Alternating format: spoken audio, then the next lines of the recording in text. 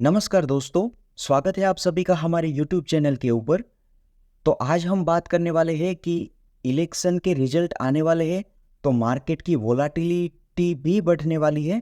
तो इस सिचुएशन में क्या किया जाए, मैं 7 ऐसे पॉइंट्स बताऊंगा कि जिनके ऊपर अगर आपने थोड़ा सा भी काम कर लिया तो आप अपने पोर्टफोलियो को सेफ तरीके से मैनेज कर लेंगे। सबसे पहले हम बात करते हैं कि अपने एक्सपेक्टेशन को बहुत ही प्रैक्टिकल और छोटा रखिए। सपोज अगर आपने एक स्विंग ट्रेड लिया हुआ है तो जिसकी एक्सपेक्टेशन आपकी 5 से 10% की है, तो जैसे ही आपको आपका टारगेट मिल जाता है तो एक बार के लिए प्रॉफिट बुक करके बाहर आ जाइए।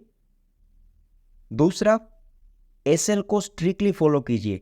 सपोज किसी एक स्टॉक की पोजीशन में आपका एसएल हिट हो जाता है तो बिल्कुल एक प्रोफेशनल ट्रेडर की तरह या एक प्रोफेशनल इन्वेस्टर की तरह आप अपने उस स्टॉक की पोजीशन को निकाल दीजिए और एसएल को स्ट्रिक्टली फॉलो कर लीजिए। थर्ड नंबर पर कम से कम अपनी कैपिटल को 20 हिस्सों में डिवाइड कर ले।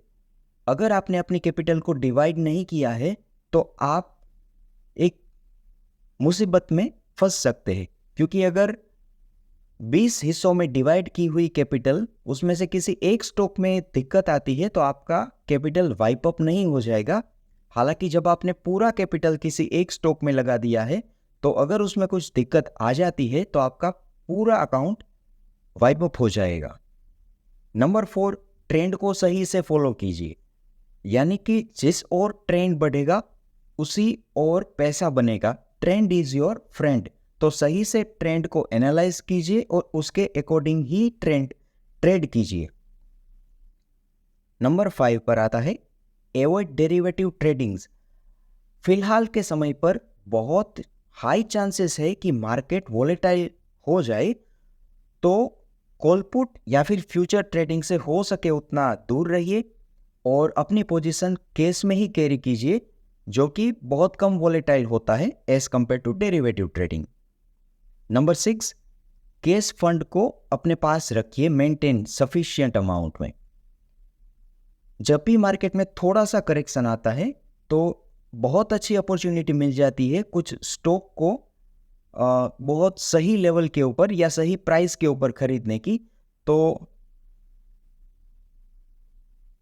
ऐसे कंडीशन में अगर आपके पास कैश फंड अवेलेबल रहता है तो आप अच्छे से यूटिलाइज कर सकते हैं। Number 7, do not overthink.